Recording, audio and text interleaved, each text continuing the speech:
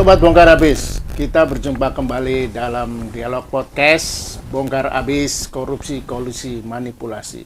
Dan kita akan membongkar kali ini satu, ya sebenarnya isu sih, atau teori konspirasi lah, tentang seolah-olah terjadi kudeta senyap, kudeta merangkak pada Pak Prabowo. Nah, kita seperti biasa lah, bertiga dengan Mas Eros dan Bung Antoni Budiawan. Yang kan coba kita kupas, kita bongkar adalah apakah sinyalemen itu bahwa sedang ada proses kudeta senyap, kudeta dari dalam nih, bukan kudeta dari luar atau dari luar negeri atau asing, tapi justru dari dalam. Ya tentu asumsi itu Mas dan Bung Antoni, kudeta itu di dalam pemerintahan sendiri. Nah, asumsinya kabinet sekarang itu belasan, katanya 17 itu masih menterinya Jokowi. Mereka lebih loyal ke Jokowi dan sebagainya.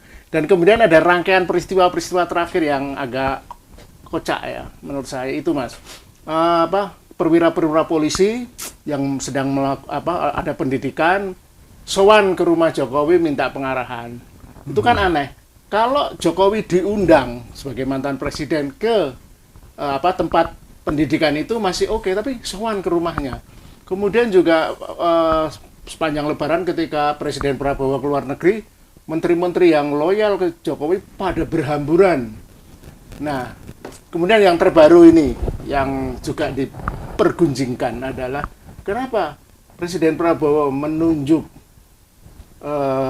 Jokowi untuk mewakili dirinya, pemerintah Indonesia, untuk menghadiri pemakaman Paus.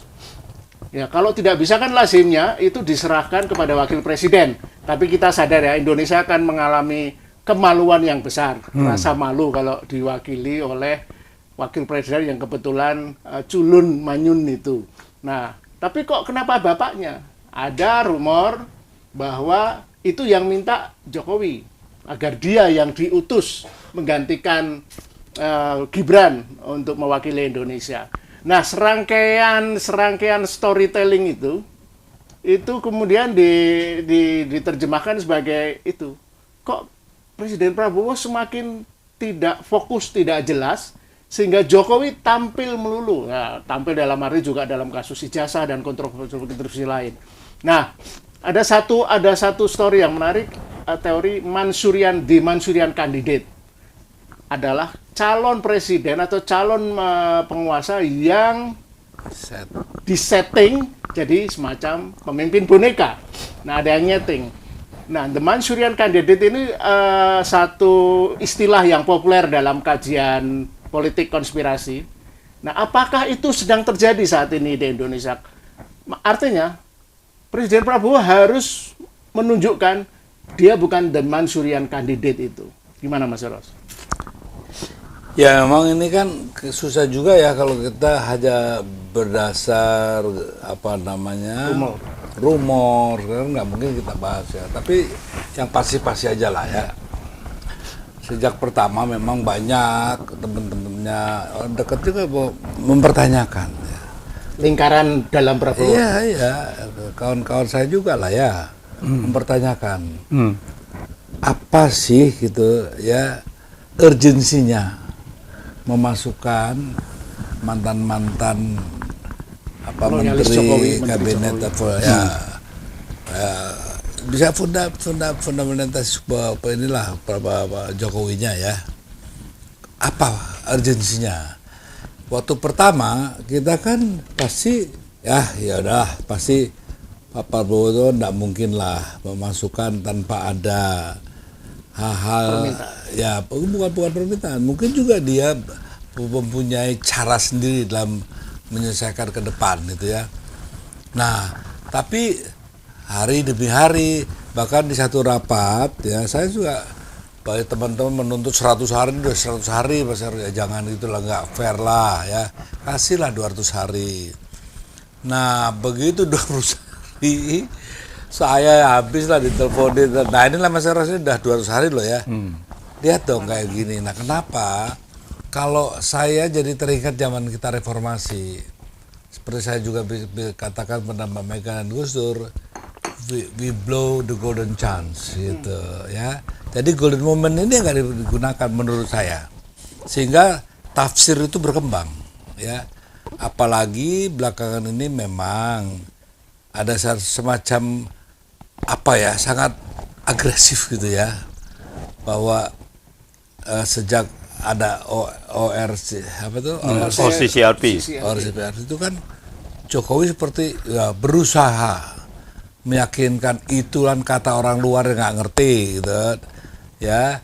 Jadi mengupayakan sedemikian rupa dia itu juga selain ingin mencuci ininya, tapi jangan lupa harus diingat ya, kan yang namanya Gibran nih dia tidak mungkin kakinya sekuat ya berpijak dalam konteks politik Indonesia ya, dalam pemerintahan kalau hanya kakinya Gibran. Itu holek lah ya, holek muskil. Nah, sang bapak ini kenapa dia harus tetap berada di circle di tengahnya ya? Karena sebetulnya ada hal itu juga ya, satu. Yang kedua juga mungkin dia juga menyadari kan banyaknya manusia orang-orang Indonesia sudah mulai melek matanya ya. Contohnya Adili Jokowi kan sangat dominan ya sekarang ya, banyak sekali. Dan belum lagi sekarang kan baru sekarang sih ya Jokowi bereaksi gitu mengenai ijazah. Ya, katanya dia mau menuntut balik. Kenapa nggak dari dulu? Kan lebih hebat waktu dia jadi presiden. Waktu dia jadi presiden, dia bisa mengkandangkan dua orang yang di penjara kan. Nah, sekarang kan muncul lagi. Nah, dia kan sudah nggak berkuasa. Ya, dari maksud saya, kalau ada istilah kudeta senyap, ya, sebetulnya mungkin pengertiannya kalau saya lebih bacanya terlalu lebar pintu dibuka oleh Prabowo, sehingga banyaklah contohnya kalau orang dari luar ya melihatnya, loh itu kok tikus kok seliweran di kamar itu apa sih gitu ya, kan pasti membiarkan tikus berseliweran. Nah ya, asumsinya nggak bisa lain kecuali wah jangan-jangan memang ada yang menyediakan ya kan keju atau roti sana yang buat makanan tikus.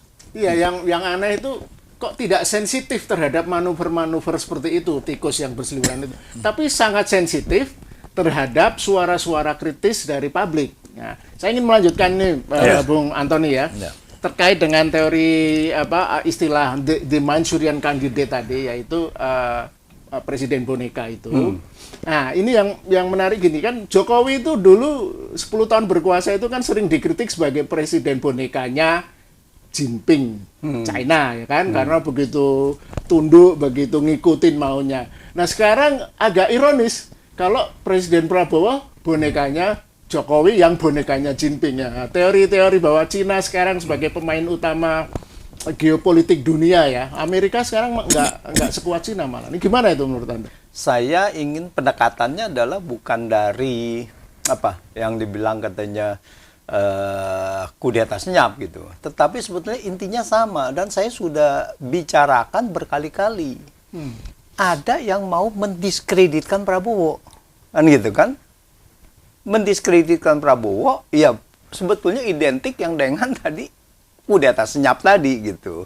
Nah, kenapa? Sebetulnya dari awal, begitu waktu Tom Lembong, ingat kasus Tom Lembong waktu ditersangkakan, itu saya sudah bilang bahwa di situ ada pihak yang mendiskreditkan Prabowo.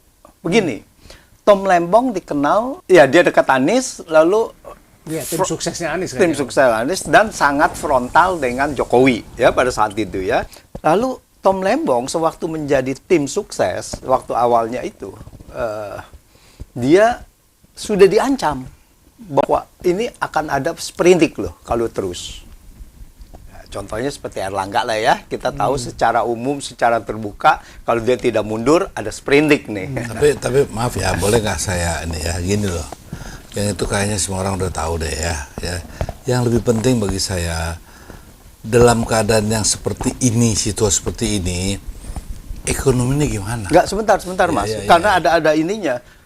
Begitu, itu saya lanjutkan karena dari setelah 1 tahun baru disidik 8 Oktober 16 Oktober, 22 Oktober, dan ditersangkakan 29 Oktober. Jadi Ya, waktu seminggu, setelah 2 itu. minggu setelah pelantikan Ya. Prabowo. Dan kemudian dari situ adalah ada satu artikel di media internasional, yaitu South China Morning Post, bahwa memuat mendiskreditkan Prabowo, mengatakan bahwa Prabowo bermain keras terhadap lawan politiknya. Nah, itu waktu Anies dibentrokan dengan Prabowo gitu kan, tahun begitu. Jadi orang yang dekat dengan itu. Itu pertama. Terus kedua, kemarin dulu juga saya sempat mengatakan mengenai kejatuhan pasar modal. Saya bilang bahwa ada pihak lokal yang bermain. Ya, karena pihak asing tidak mungkin itu. Jadi pihak lokal begitu Danantara dibentuk 24, 28 jatuh. Nah, 28 jatuh ini adalah jauh dari tanggal 24. Berarti ada yang bermain. Lalu kemudian yang kedua adalah waktu RUU TNI. Nah, itu juga ada yang bermain juga gitu. Dan tidak langsung pada saat itu disahkan, tetapi ada jeda waktu. Nah, ini. Nah, hal-hal yang begini, ini terkait dengan investasi ke ekonomi. Nah, belum lagi, ini kan membentuk ketidakpastian kan, dan ada yang bermain. Dan kita lihat lagi, dari orang-orang dalamnya bagaimana. Nah, kalau kudeta senyap dari orang dalam, atau yang mau mendiskreditkan Prabowo, itu kan berarti yang tadi ada berapa, 17 menteri, atau berapa banyak yang orang dalamnya. Nah, salah satunya yaitu mengenai komunikasi kepresidenan. Ini sangat mendiskreditkan. Sangat mendiskreditkan. Jadi, oke, sekarang udah cepat lah bahwa mungkin Prabowo juga sudah sadar gitu ya. Lalu kemudian Hasan Nasbi ini kan kemudian dialihkan komunikasi kepresiden kepada Pak Pras, yang benar-benar orang Prabowo lah ya pada itu. Nah, jadi kalau kita lihat, lalu apa lagi? Nah, ini yang tertinggi. Tertinggi sekarang Jokowi bermain peran yang tadi disebutkan oleh Mas Lukas, yaitu bahwa dia memanggil orang, menteri-menteri, sowan dan sebagainya, bermanuver untuk itu. Nah, di sini kan sangat tidak etis sama sekali. Seandainya pun diminta dan tidak perlu sampai dia juga ya mengakomodir lah sampai polisi memberikan arahan dan sebagainya gitu. Itu sama sekali tidak etis. Berarti dia menunjukkan bahwa saya ini masih ada kekuatan. Nah, kembali kepada apakah itu Gibran harusnya yang diutus? Ya, mungkin Gibran mengutus bapaknya kali ya. Untuk itu. Nah, bapaknya mengingatkan Gibran agar Gibran mengutus bapaknya. Ya. Jadi ya kita tidak tahu, tetapi hal itu menurut saya adalah seharusnya di dalam perwakilan resmi dari yang masih menjabat itu. Jadi ada beberapa manuver-manuver ini yang menunjukkan bahwa ya memang ada beberapa orang yang di dalam atau tindakan-tindakan yang di dalam itu yang melemahkan kekuatan dari Prabowo ya. dari dalam gitu. Ya, saya ini sebagai jurnalis, pengamat sosial, sebenarnya tidak terlalu suka dengan teori-teori konspirasi yang cenderung menyederhanakan persoalan, menyederhanakan situasi ya. Nggak mungkin lah Prabowo dikudeta senyap gitu. Tapi yang realitasnya itu begini, artinya kalau saya melihat keinsensitivitasan, artinya ketidaksigapan ya Prabowo. Sepertinya dia hanya menikmati saja menjadi presiden, jalan ke sana kemari, dikelilingi ajudan-ajudannya, menikmati hal-hal itu tanpa serius untuk mengawasi apa yang terjadi dengan Republik ini gitu. Contohnya adalah contohnya waktu Prabowo diwawancarai 7 wartawan senior, kelihatan sekali dia tidak terlalu menguasai persoalan soal RUU TNI dan sebagainya. Jawaban-jawabannya tidak menunjukkan orang yang menguasai persoalan. Nah, intinya alih-alih kita percaya teori konspirasi ada kudeta senyap, poin saya adalah jangan-jangan pelemahan pelan-pelan ini ibarat tumor yang sekarang bermetastasis menjadi kanker menggerogoti pemerintahan ini tidak disadari. Sementara Presiden Prabowo senang hanya dengan kesibukan-kesibukan seremonial atau keasikan dengan dirinya sendiri. Nah, Mas Eros, gimana itu secara budaya politiknya? Ya, itu kan salah satu katakanlah penilaian ya dari pribadi ini ya. Tapi juga harus dilihat ya, mungkin juga ada kan satu yang saya sering bicarakan ya mengenai operasional bagaimana mafia ya, ingin tetap menguasai wilayah satu tempat kekuasaannya, wilayah kekuasaannya. Satu tuh moto yang mungkin ini berguna ya buat Pak Prabowo ya. Mereka rapat, mereka katakan let them having it ya, biarkanlah mereka yang memiliki itu semua, but still we have still yang berkuasa to possess this. Jadi yang berkuasa. Nah, ini yang mungkin ya para pembantunya Pak Prabowo nih ya, tolong maknai kata-kata saya ini ya. Kenapa? Kalau saya lihat ini lebih kuatan menurut saya posisinya Jokowi lama-lama nih ya. Oh, itu sangat jelas. Sehingga makanya lahirlah seperti kudeta senyap dan segala macam. Dan satu mungkin Pak Prabowo ini mungkin dulu dikenal sangat sering marah-marah gitu ya. Temperamental. Nah, sekarang mungkin melo ya. Nah, sekarang sedang memperbaiki citranya, orang baik-baik, semuanya diterima, tidak ini. Nah, justru ini juga hal yang mungkin jebakan Batman-nya yang disiapkan ya untuk itu. Karena begini, sangat buruk sekali komunikasi politik ya. Hal ini kan harus kita tandai sebagai satu kemungkinan ya. Memang di setup. Nah, pengertian di setup ini bukan dijadikan boneka, bukan ya. Tapi dia masuk ke perangkap itu. Sehingga kalau gini deh, pernah lihat tikus nggak? Pernah beli lem tikus nggak? Begitu si tikus masuk ke lemnya itu kan nggak bisa bergerak apa-apa. Jadi bukan mau dikudeta, memang dijebak untuk supaya tidak bergerak. Kenapa? Dengan tuan yang lama ini enak kok ya. Bisa pick 2 ada, bisa ini ada, sebuah ada, legislatif bisa dikuasain ya kan. Bahkan judikatif juga dikuasain. Mereka bisa beli tanah seenaknya aja gitu kan, impor segala semua masih dikuasai dia. Enak kok sama yang lama ya.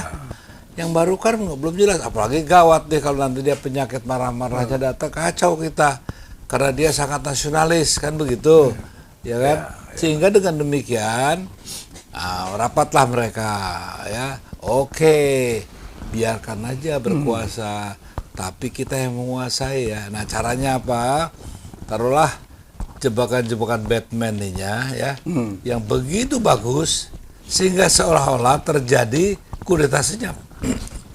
Berarti istilahnya alih-alih kudeta senyap menjadi jebakan senyap dong. Ya. Saya lebih senang begitu karena apa? Jebakan senyap. Karena tidak ada kekuatan yang katakanlah bisa dikatakan satu entitas ya. Saya nggak yakin bahwa mereka ini ada dukungan penuh ya dari masyarakat untuk melakukan itu.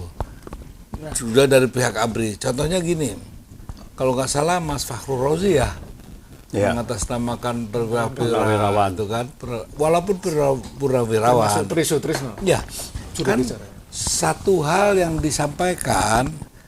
Yang harus berterima kasih itu Pak Jokowi, bukan sampean Mas Prabowo kira gitu ya. Nah, ini kan satu indikasi bahwa ada keteledoran yang ditegur ya kan.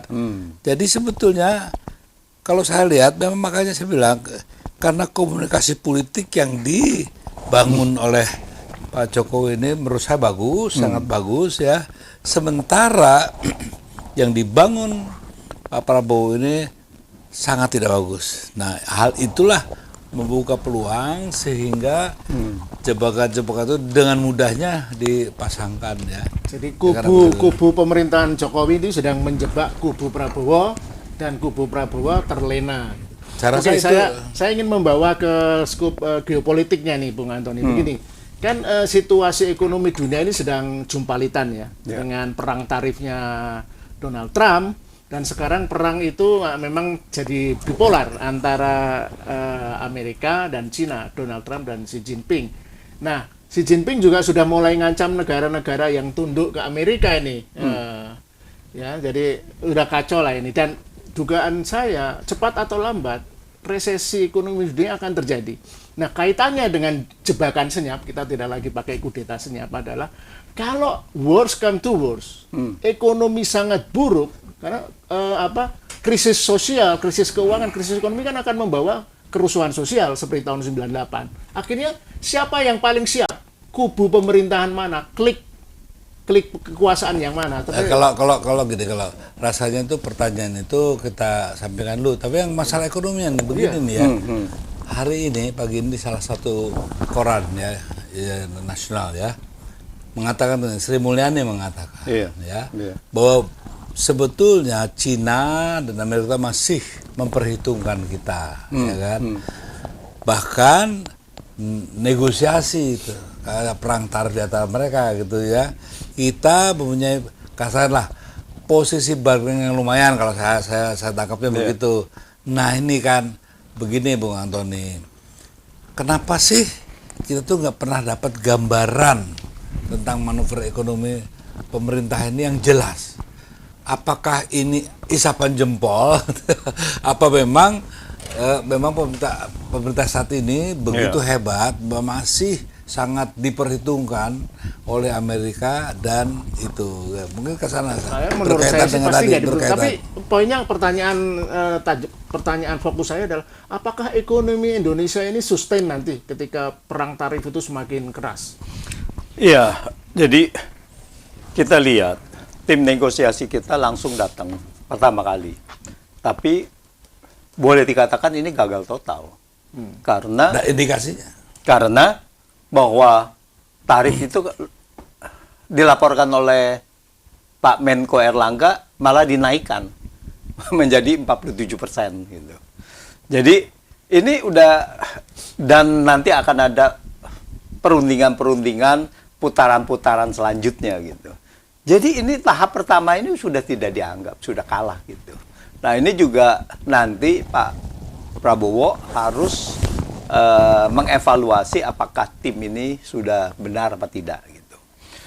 Nah, apa yang dikatakan sekarang begini, ekonomi kita ini di dalam G20 itu cuman nomor 16. Kita ekspor aja kita kalah sama Vietnam yang nomornya di bawah kita jauh.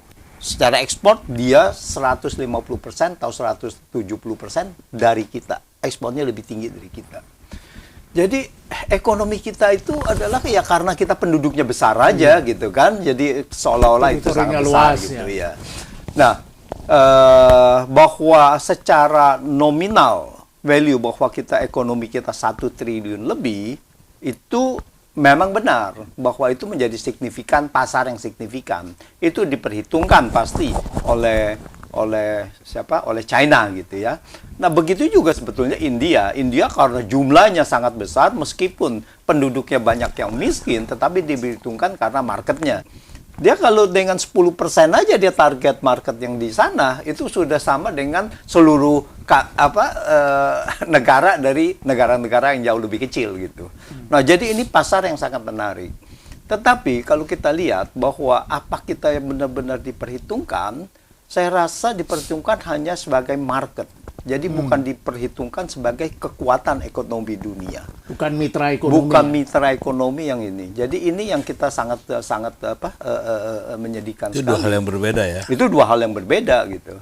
Nah, di mana kalau kita lihat secara perdagangan internasional, Vietnam malah lebih diperhitungkan, Thailand lebih diperhitungkan, Malaysia lebih diperhitungkan secara perdagangan internasional. Gini, nah, makanya Xi Jinping investasi masuk ke Vietnam. Makanya Xi Jinping kemana? Ketiga negara itu.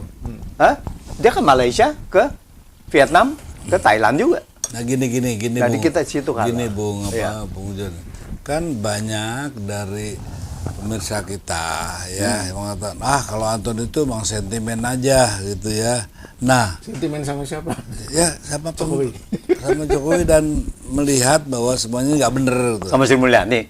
Ya semuanya nggak bener, yang bener sebenarnya Antoni gitu kan kasarnya gitu. Nah, sekarang gini, yakinkanlah ya bahwa apa yang kita bicarakan bukan fitnah gitu. Artinya bukan hal-hal yang sifatnya insinuatif ya, sebuah pengaruh itu enggak. Ini contohnya kan bukti bahwasanya Vietnam aja deh lebih diperhitungkan dari mana kira-kira. Dari ekspor itu tadi saya katakan ekspornya itu sudah satu setengah kali lipat dari kita, 1,7 Mungkin lipat ada dari satu kita. kata, karena di Vietnam ada kepastian hukum, kepastian proses. Iya, tapi di dalam itunya kita lihat bagaimana perusahaan-perusahaan internasional investasi kemana.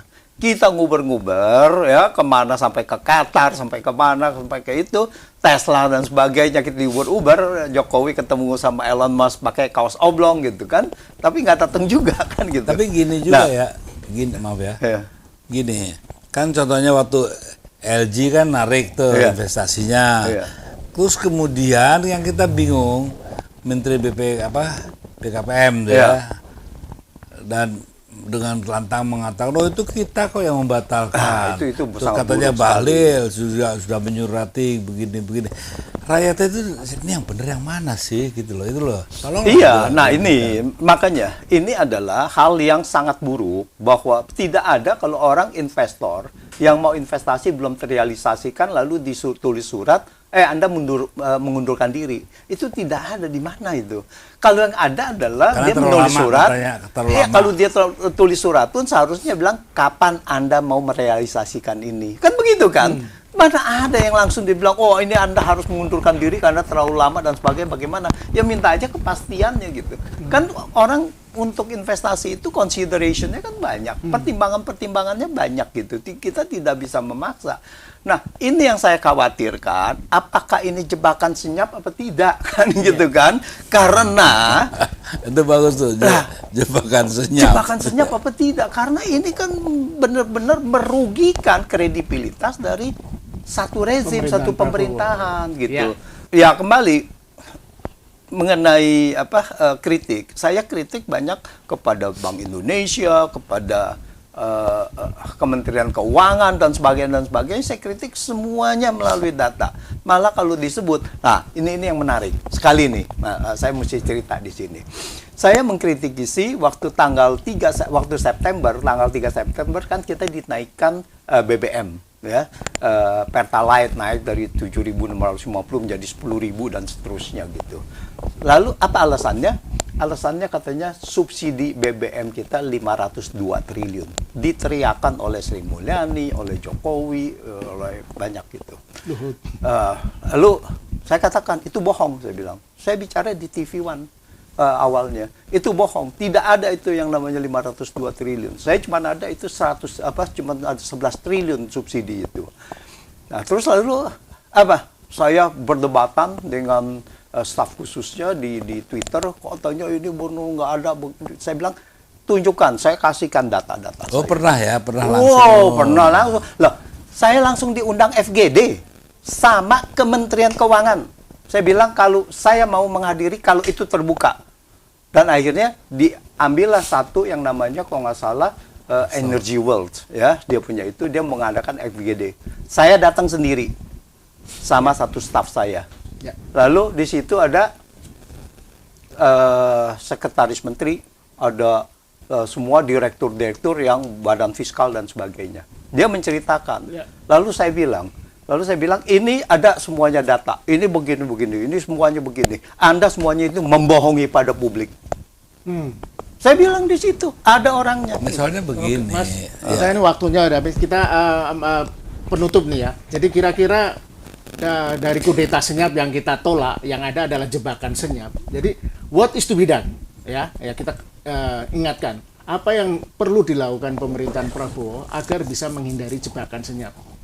Ginilah, sebetulnya kan bahwasanya sekarang sudah di seluruh dunia antara realita politik dan citra politik itu sama.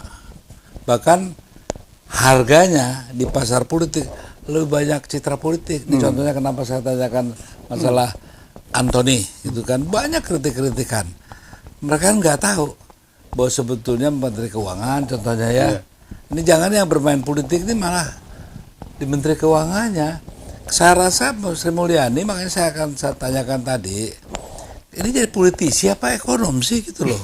Ya toh? Ekonom Nah, politisi. jadi ini Agen. juga salah satu yang menurut saya yang harus dilihat secara nyata oleh Pak Prabowo ya. Contohnya gitu loh, para pembantunya ini kalau kapasitas yang begini saja saya khawatir ya. Saya khawatir kalau ada reformasi, alhamdulillah nggak masalah, saya nggak takut. Revolusi pun malah nggak apa-apa. Kok chaos ini yang lebih apa ya, lebih mengemuka, itu yang saya takut. Jadi poin Mas Ros, segera evaluasi 17 menterinya Jokowi. Betul, dan tidak hanya itu, juga harus dievaluasi. Reshuffle itu sudah menurut saya hal yang membuat akan mulai tumbuhnya lagi kepercayaan hanya reshuffle menurut saya. Oke, menit-menit terakhir, gimana menurut Bang Antoni kondisi ekonomi Indonesia yang akan semakin mungkin terpuruk bisa mencegah terjadinya jebakan senyap manuver kubu Jokowi ini? Ya, ini sangat berat ekonomi kita ke depannya ini, karena pertama adalah bahwa apa yang diwariskan ekonomi ini adalah sudah rusak, ya, sangat rusak sekali. Ya, rupiah sudah turun terus, ekonomi sudah turun terus ya dari September lalu, sampai itu terus utangnya sudah membengkak dan sebagainya, fiskal sudah tidak, ruang gerak fiskal sangat sempit, dan sebetulnya program Prabowo itu sangat banyak yang tidak bisa dibiayai oleh fiskal. Nah, kemudian sekarang ini kita tertimpa lagi dengan kasus Donald Trump ya, dengan kasus ini saya perkirakan ini akan masuk pada situasi sulit, pada resesi dan sebagainya. Nah, ini yang diharapkan bahwa tim Prabowo jangan seolah-olah mendengarkan orang-orang yang bilang bahwa kita aman saja, kita ini bisa menjadi jebakan juga gitu. Harus waspada gitu. Waspada harus benar-benar, kita waspada itu kan harus kepada yang the worst case kan ya. Jadi apa yang yang terburuk itu yang harus disiapkan. Kalau terburuk tidak terjadi, alhamdulillah kan gitu kan ya. Nah, jadi itu. Jadi harus punya worst case skenario ya. Harus punya worst case scenario, dan worst case scenario ini yang harus dibangun. Jangan bilang wah ekonomi kita kuat, ini kita kuat, dan faktanya adalah yang tadi di salah satu surat kabar dan juga hari ini Kompas halaman 1 mengatakan bahwa ekonomi kita ini ya cenderung terbanyak ininya masalahnya. Ya, baik, waktu kita sudah habis ya. Jadi poin penting kita adalah Presiden Prabowo jangan terlena, jangan seperti lagu dangdut yang hanya joget-joget, omon-omon, tapi ini ada jebakan senyap, musuh dalam selimut. Gitu ya. Demikian dialog kita kali ini, bongkar abis. Kita akan ketemu lagi di waktu yang lain dengan tema dan topik yang menarik. Terima kasih. Merdeka. Siap.